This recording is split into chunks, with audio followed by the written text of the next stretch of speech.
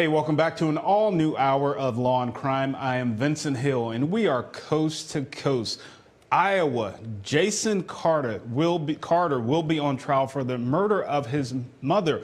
Now, back in 2015, he went to a civil trial. He was found guilty of that murder. 2 days after that, investigators arrested him. We expected opening statements in that case this morning. However, there's still so much more to do on that jury selection, so we expect that to begin probably Thursday. Now, on the other side of the country in Florida, you know, we've been covering the Newman Raja trial. He's a former police officer who's on trial right now for the shooting death of Corey Jones, who was shot in October of 2015. You can see Corey there on your screen. He was broken down on the side of the interstate when Newman Raja approached. He claims that he identified himself as a police officer, but there's some audio that Newman Raja didn't know about that doesn't really suggest that. So that courtroom just ended earlier this afternoon. The jury is still actually getting their jury instructions from the judge. We expect closing statements in that trial tomorrow morning at 8 a.m. And of course, Christopher Watts in Colorado. You may remember this case last year. You can see him there on your screen. He actually killed his wife and 2 young daughters and their unborn child. The prosecution has said it was because he was having an affair and didn't want to be with his wife anymore. The family for the victim in this case, Shanann Watts, is actually appearing on Dr. Phil. You can see Shanann and the 2 daughters there on your screen. Such a tragic case. Here's a sneak peek at the interview with Dr. Phil and the family attorney. In question, Shanann came home. She and Chris got into a fight. They had made up. They were getting along quite well. Later on, they got into a fight again. In that fight, he essentially confessed to having an affair, that he wanted a divorce, that it was pretty much over between them. And she had said something to the effect of, well, you're not going to see the kids again. As a consequence of that conversation, he strangled her to death. They have this argument, and she threatens you're not going to see the children again, so he attacks and kills her. Did Bella witness any of that? Did she walk in while he was wrapping her? Bella walked in and asked, "What are you doing with Mommy?" Okay, so that's a sneak peek of Dr. Phil. Check your local listings to find out when that airs. I believe there's actually a part 2 that will air this coming week, this next Monday. Joining me now is Katie Cherkasky coming to the panel. Katie, how are you this afternoon? I'm great. How are you doing? I am well. Listen, so I know you and Andrew, you guys are married. You've been married for a while, but when will people learn, look, if the marriage is over, if you want to go out and have an affair, whatever, you're an adult, they're an adult, consenting adults, why not just get a divorce? Why kill your wife, your 2 young, beautiful little girls, and your unborn child? I just can't fathom that. I have the same thought every time I hear about these cases, and it is so tragic. And I don't know what comes over people when they're involved in these romantic relationships. Obviously, under the law, there is that heat of passion sort of charges, and I think that's a big part of what happens. And people can't see through the end of this particular situation and get caught up in the very heat of the moment, and it's really, really tragic. I totally agree. A divorce is awful, but nothing in comparison to a murder. Yeah, absolutely. I mean, you're out of some child support and some alimony payments, but you're not facing life in prison or the death penalty for that matter. So bigger question is, when will people learn, like, this just, in 2019, this doesn't fly. Like, oh, well, my wife went missing after an argument. Oh, and by the way, I have a girlfriend. And by the way, my girlfriend wants me to live with her. When will people learn they can't get away with this in 2019? I can't even imagine why somebody would think they could get away with something like that in this day and age. It really is, yeah, it's a really big question. And especially when you're the one having the affair, it seems even more illogical that why not just get a divorce? I mean, it's not that complicated. Yeah, it's not that complicated, but apparently Christopher Watts thought it was. Actually, he thought it was pretty easy. He actually initially told investigators that it was his wife, Shanann, that did it. Let's take a listen to part of his interrogation. Will you tell us what you told your dad? After that conversation, Water right there, something. that's fine. Yeah. After that conversation we had, and she accused me of the affair, and she, in her heart, she knew what was going on. And she knew about the dinner the other night. It was too much for just me. She knew about what now? When I told her I went to a Rocky game, Oh. I went up to bed.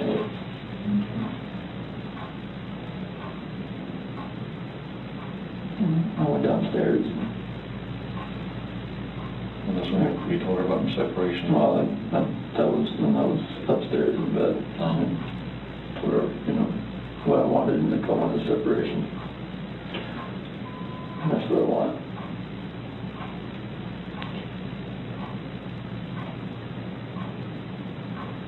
What happened after that? I went downstairs and started packing up a few things. And I heard a couple of things upstairs, but I didn't think anything of it. I continued to just, own the thing and get ready to get everything packed up.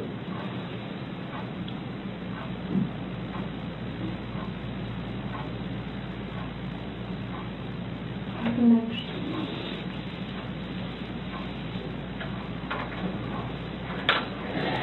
I went upstairs and I was going to talk to her again.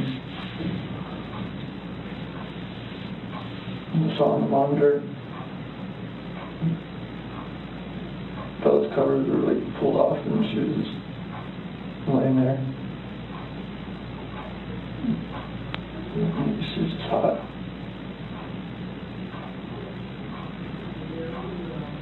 It's like a little bit of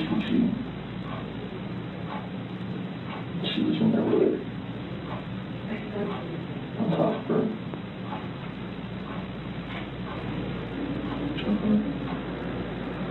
Freaked out.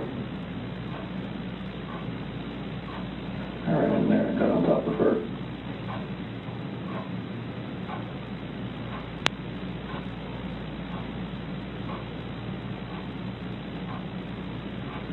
What did you do?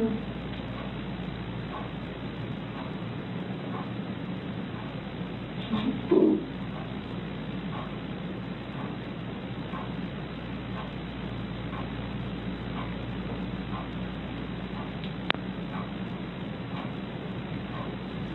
Those are my babies.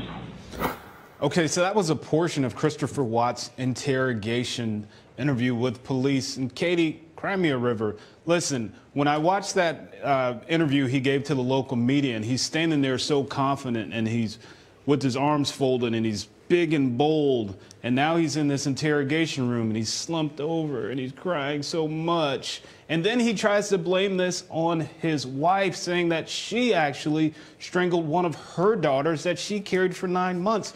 That's sickening, Katie. What do you make of that?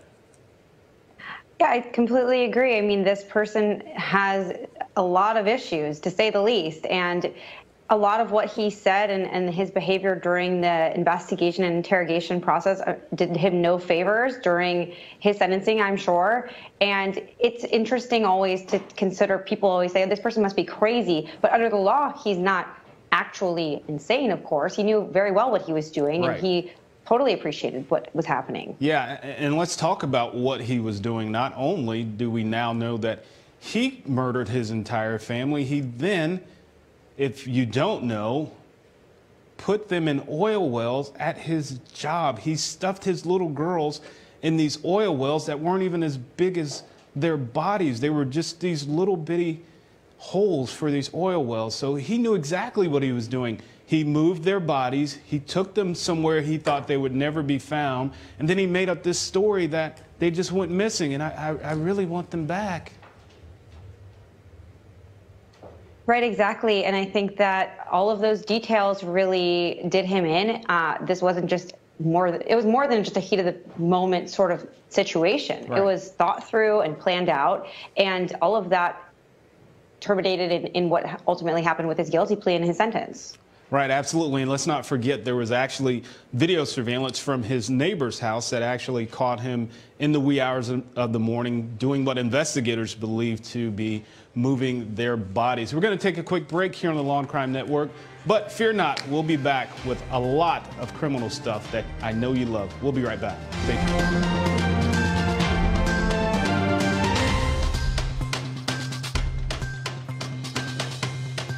Okay, so that's a video statement that Newman Maraja gave about 4 hours after he shot and killed Corey Jones, who was a stranded motorist on the side of Interstate 95 at an exit. Katie, let me ask this. Now, let's play the what-if game. If we did not hear the AT&T roadside assistance call, do you think we'd be where we are now, or do you think this case would have been closed 4 years ago in 2015? Yeah, I agree with you that the roadside call is really the crux of the prosecution's case because it presumably contradicts what the officer said about announcing himself as an officer and gives a lot more context to the interaction. So unfortunately for the defendant in this case, that really is probably why he is on trial. Yeah, absolutely. I think that's exactly why he's on trial. And let's talk about the gun Corey had here for a second. And Raja said, hey, he pulled a gun on me, which I'm not disputing that. I truly believe that happened, and here's why. Because you can see how Newman Raja was dressed there. He's got a shirt inside out. He's got a baseball hat. He's got these raggedy jeans on. Here's this guy just strolling up to your car at 3 in the morning. So there's no doubt in my mind Corey did pull the gun on Newman Raja because I don't believe that he identified himself as a police officer. But to Corey Jones' point, he has a right to protect his life. But the problem I'm having here, the gun's found 20-something yards from the car. Corey Jones is found another 60-plus yards away. You can see the gun there in the grass. So at what point did the imminent threat for Newman Raja actually leave? Because he said, I lost sight of him. He said he's hit. He's conflicted what he said about the accounts, but he even said I lost sight of him. So at what point, and he even says on that call, he dropped the gun. I saw the gun drop. So at what point, if the gun drops and Corey's still going this way, where's the imminent threat? Right, and I think that even if the initial interaction had been in the officer's favor, the evidence of where the victim was in comparison to his weapon at the time of the shooting really forecloses any real chance of a win here, in my opinion, because he was clearly running away. That's what it appears. He was running away at the time that he was fatally shot, and at that point, there is no ongoing or imminent threat, at least arguably. Yeah, and that's what it comes down to. That's what you have to be able to articulate, an imminent threat. Katie, stick with us. We're going to take a quick break. We have so much more to come here on the Law&Crime Network. We'll be right back. Thanks.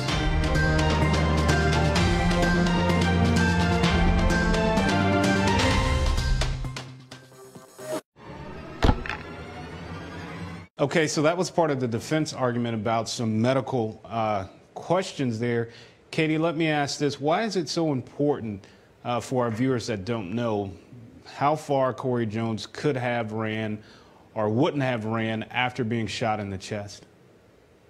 Well, it's really important here because the defense's argument is that he was, in fact, armed at the time of his shooting death, and that is their attempt to explain why his body was located far away from the weapon or a certain distance away from the weapon. So it's critical for them to prove somehow, or to at least show the jury that it's possible that he was still armed even though those two things were physically separated at the time that they were discovered. Right. Now, let's hear what the prosecution had to say about the same science. Take a listen. I want to be respectful of the things that defense counsel just said.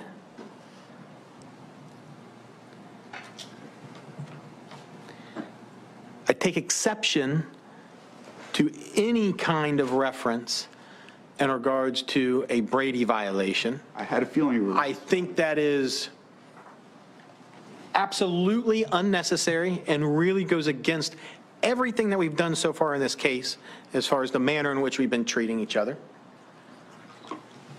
Likewise, I'm happy that counsel's statements are not evidence, because what was just said from that podium is not crystal clear. It's crystal clear, depending upon the injury to the heart and depending upon what caused the injury to the heart and depending upon how that affects the blood flow, including to the brain, as to what a body will be able to do after that injury. Hence, why we have experts. I'm not a medical forensic pathologist expert, and I guarantee you, defense counsel is not. So we have experts that come here and say it. Just because I could sit here and try to slam everything that he said in a way and disparage it, but it's not evidence. That's not what we're talking about. Defense counsel wants to argue basically the Fry motion. That's done. We're here to talk about bolstering and cumulative evidence. Well, I've ruled on Fry hearing, I've ruled on improper bolstering. And so we're just now we're talking about cumulative evidence. Correct. You want to slam the state for reaching out to get other opinions? We do our job. We do a thorough investigation. I guarantee you that if we did not reach out, we'd be hearing about that right now too, and blaming us for doing something wrong. We've given everything over that we have. The 2 doctors that we reached out to had an opinion based on what is possible, and then they had 2 different medical experts come in, take those opinions, adopt them, and they want to call one of them. It's interesting to me that Mr. Lubin talks about how a forensic pathologist following the rules writes a report detailing what their findings are. I'm still waiting for my report from Dr. Fowler. Haven't received it yet, but that's fine. We're talking about cumulative evidence. There's nothing different from what Dr. Fowler says to what was said by Dr. And I say there is a difference from Dr. Thogmartin and Nelson, because Fowler goes even further. And he takes what they say and adopts it and puts even a heavier stamp on it. And and just so we're clear, Dr. Juste and her stand your ground motion in hearing said he's going to make it at most a few yards. But this is what she has consistently stated, being decades-long forensic pathologist. If they have somebody who says different, they have enough money that they can hire 100 medical experts to come and say something different. That's fine. That is part of their job as defense counsel. That doesn't mean they get to call every single one of those 100. And just because counsel stands up here and says that it's so unfair, it's so misleading, you could say it's unfair 100 times, it doesn't change it. Say it's misleading 100 times, it doesn't change it. We have an expert, cross-examine her. Feel free. Have your expert counter that expert. We absolutely will cross-examine him. But when we start playing this numbers game, that's why we filed the motion about cumulative. It's not about a numbers game when it comes down to experts. It's not who can go and hire more experts and stack up a side so that the jury thinks, well, there definitely are more. And to try to say that there's no way that there's any other expert out there that will say what our medical examiner and forensic pathologist says, they have no backing for that. I understand, why Mr. Lubin says those things on the record. I don't think it plays any part into the weight behind our motion, the weight behind all the law that we cited, and what we're asking for as the remedy to say, you get an expert. If there's some type of material difference between the 3, obviously, I was waiting to hear that argument, but they're absolutely. Okay, so that was the prosecution and their argument about admitting this medical scientific evidence. And Katie, you heard there, essentially he's saying this is junk science and he's talking about what's possible. I mean, listen, I can jump out the 6-story window here and I possibly could not break my legs, but chances are I'm going to break my legs. So this prosecution is saying, yeah, it's possible, but chances are that's not what happened. Right, and I think that when it comes to experts, it really boils down to the research and to their experience and their education and how they're coming to their conclusions. So even if there is a possibility under those theories, then the defense should be allowed to potentially introduce that. And of course, the prosecution can attack the strength of it, attack the support for it. But it is something that potentially should be allowed, in my opinion. Yeah, but how do you convince a jury on either side which way, whether Corey Jones could have ran for X amount of yards after or he wouldn't have? How do you convince that jury, that this way is right and this way is wrong, this way is junk science and this way is confirmed science? How do you do that? Well, it's going to come down to the cross-examination of the experts ultimately and how strong you want to go at them for the research that they're relying on. And I think that the prosecution can probably do a really good job if they think this is junk science to attack that expert. But if it is something that's out there and it's accepted somewhat in the community, then perhaps the defense, and I'm a defense counsel, should be allowed to introduce that. Yeah, absolutely. And it will come down to the experts. And speaking of the experts, they actually testified during the Newman-Raja trial. Again, that trial has the defense is rested in that case. We're waiting for closing arguments to begin tomorrow morning at 8 a.m. But on the other side, we'll hear from these medical experts and hear what they have to say about this medical science. Stay tuned. We'll be right back on the Law and Crime Network.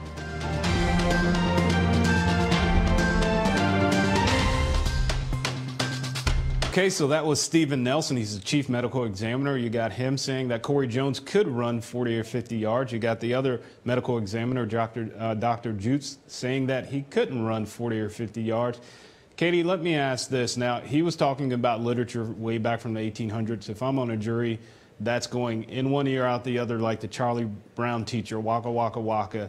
But I've seen personally, especially in the police academy, where there are real life videos of people that have sustained gunshot wounds to the heart or stabbed to the heart, where they continue fighting for several seconds. So do you think that would have been a more effective eye catcher to the jury to actually show one of these real life videos and say, yes, this could happen? Because again, if I'm a juror and you're talking about a book that was written in 1800 by some guy, in one ear, out the other. Well, I think it kind of goes both ways, because I think if you can show that this is settled research and settled in the literature in the field of science that we're talking about, then that can be very persuasive to some people. And I also agree with you that if they do have actual demonstrative videos and examples from current cases, then that could be helpful as well. But I found his testimony very compelling, very credible, and he did refer to the research a lot, which I think is what you have to do in this sort of case and with this sort of dispute. Yeah, I think one of the problems for the prosecution when they had Dr. Just on there is the fact when she was asked, well, would he drop immediately? She said, not necessarily. And, you know, she talked about how he would start to lose blood pressure. He would start to eventually faint. But in that time frame, to the defense's point, I guess even if you're losing blood pressure and you're starting to faint, you can still fight, you can still pull the trigger of a weapon. So when she was asked that and she said not necessarily, I think that backfired for the prosecution. What say you? Well, it kind of did, but I think the question is, they both agree that you wouldn't necessarily drop immediately, but how far could you go? And the defense needs the person to go quite a long distance in this case. So a few feet isn't going to get them there. She gave them that, potentially, depending on the nature of the injury. And it didn't help the prosecution, but it didn't totally contradict their theory. Right. And I think a bigger question, too, is not necessarily how far you could go, but also what you would be able to do physically there. I noticed that testimony never came up during that question was never asked. And I personally think that is kind of important if you're able to shoot a gun while shot in the heart and shot in the forearm. We're going to take a quick break. We have so much more to come on this recap of Newman-Raja.